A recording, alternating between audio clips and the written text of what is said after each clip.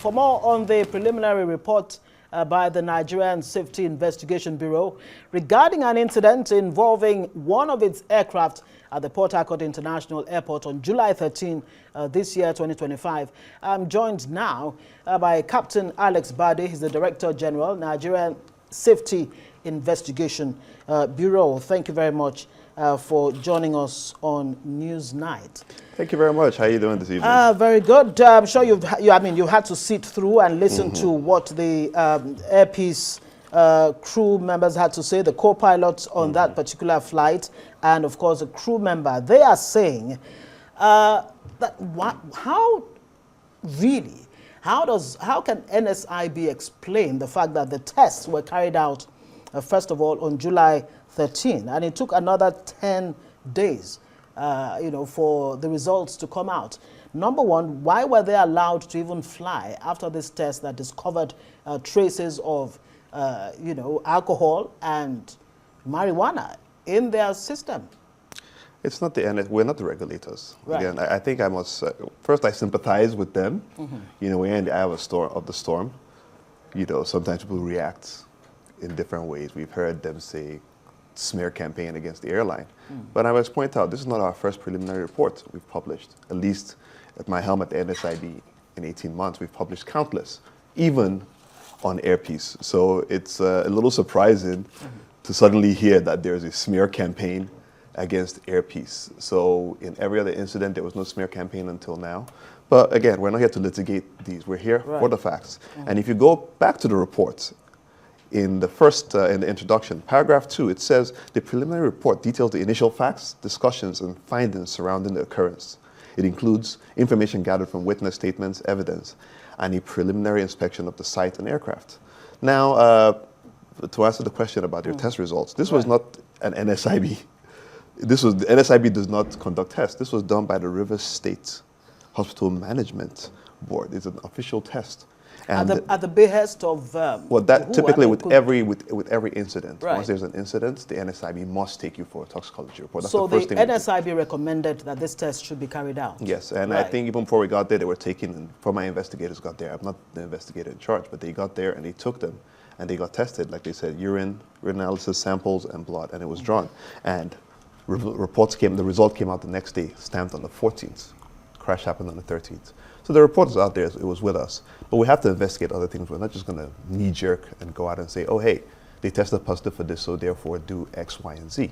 But as she admitted that the Civil Aviation Authority eventually called her, again, it was communicated to whoever it needed to be communicated to at that time. It's not we don't go shouting at the rooftops. What's the standard operating procedure when number one, there's a reason to suspect that a pilot or crew member is under the influence? Well, that would be... This particular hospital in Rivers State, are they certified to carry out this kinds of tests? Certified by who? This is a state government hospital. Certified by who? So this is by who exactly? So we're going into legalese that I can't answer. So I can't come back to that. That again is a question for the future. But I would reiterate again, this is not the first preliminary report we've released, and this is not the first toxicology test that we've done for crew in Nigeria. So if the NSIB been in existence since 2006, being the AIB then, and has investigated countless accidents and released countless reports, and the one time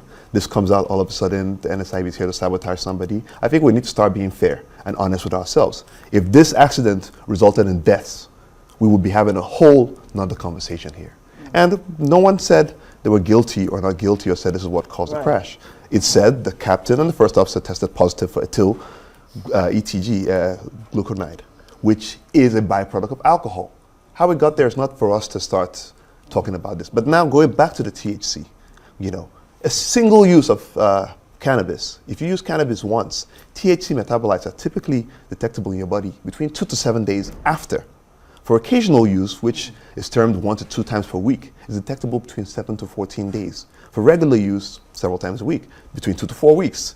Chronic heavy use between 4 to 6 weeks. So there's a graduated scale. And for non-users, I mean, according to Victory, she's never... Again, it's her urine and blood sample. I'm not a doctor. I am going by the report, or the NSIB is going by reports, or...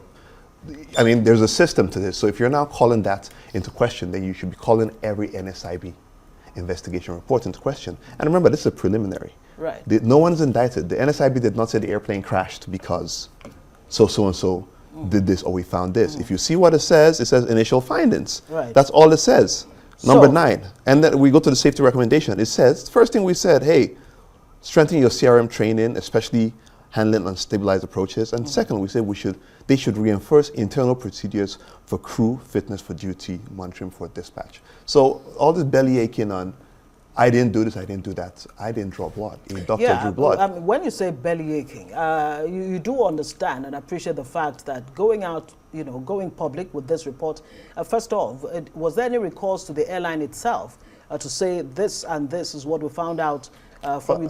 I will challenge the airline to show where we, before publishing a preliminary, we actually recourse to them. When we do the final reports, that is when we go to the stakeholder and we give you 60 days to respond.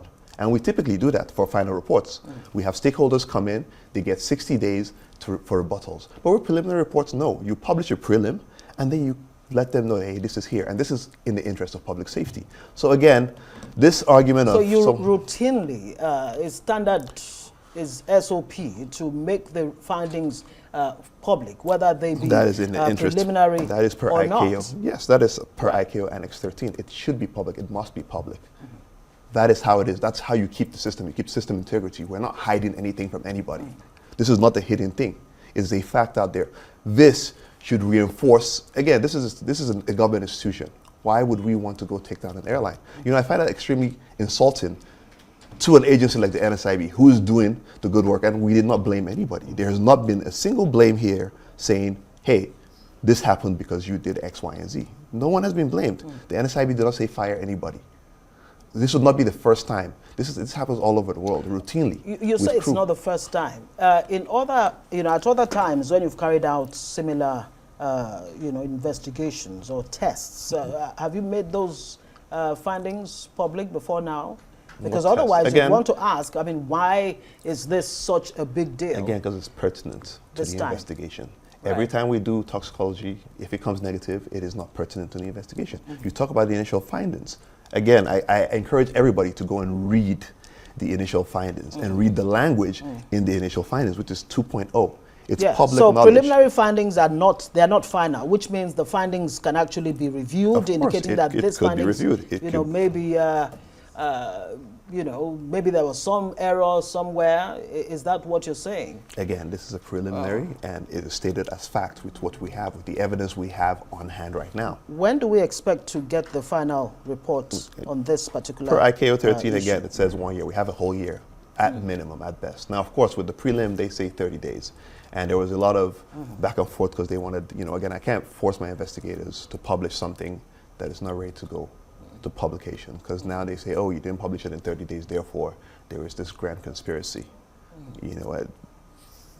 I'm really... How possible is it, that an airline would have a crew of 3, with traces of alcohol, marijuana, and what have you? Is it all three didn't test positive. You've been carrying out tests. Exactly, and now, this is at least. Is this the first time you'll be, discovering this is the first time I have been met with a situation like this since I took over the NSIB, and again, it is just where it falls.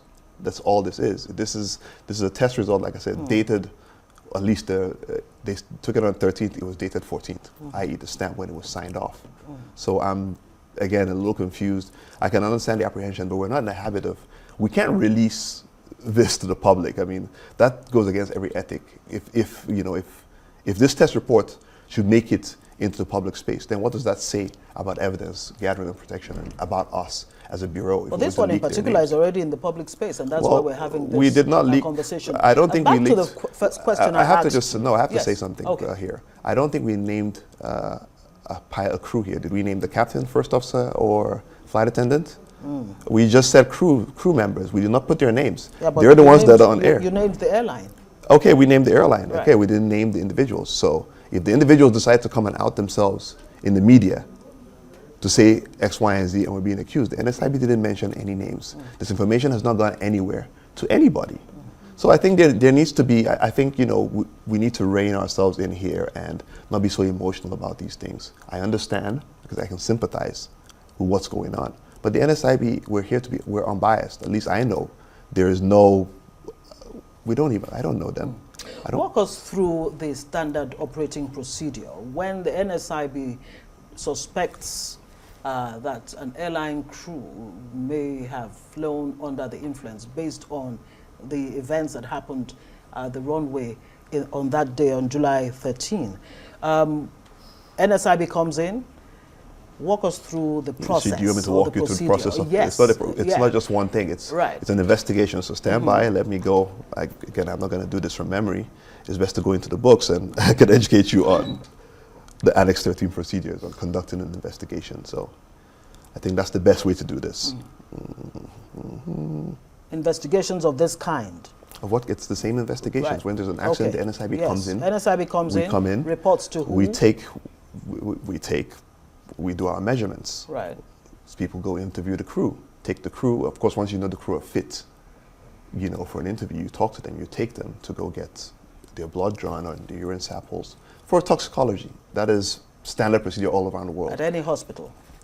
Any hospital. It's a hospital, unless now in Nigeria we're now calling the reputation of our hospitals. Is that what we're saying now? Are we saying that we don't trust our hospitals enough? These are standard test kits. And luckily this is a government hospital, so it's not even, so unless we're now calling into disrepute our hospitals in Nigeria. But that is not for the NSIB to start, arguing about. That is not our own. We do to the best of our ability and what we have. And again, if there were, 6 crew members, 5 or 6, I think, and this happened, then you could say it should have happened to everybody else. So it's, again, you were walking us through the... So the investigative process. So again, it's a long process. You have, they split themselves into teams. They go in there. Some people talk to the crew. People go investigate, take their measurements, see what happened, pull the FDR, CVR, flight data recorder, cockpit voice recorder. And with what happened with them, once they spoke to them, they took them and got blood drawn. Simple, case closed. We don't have to go and meet anybody else. Once our investigation is still ongoing. We don't have to go, and like they said, the NCA were notified that this was found, and that is why she was called in. We said this, like with the alcohol part, we didn't say, hey, you drank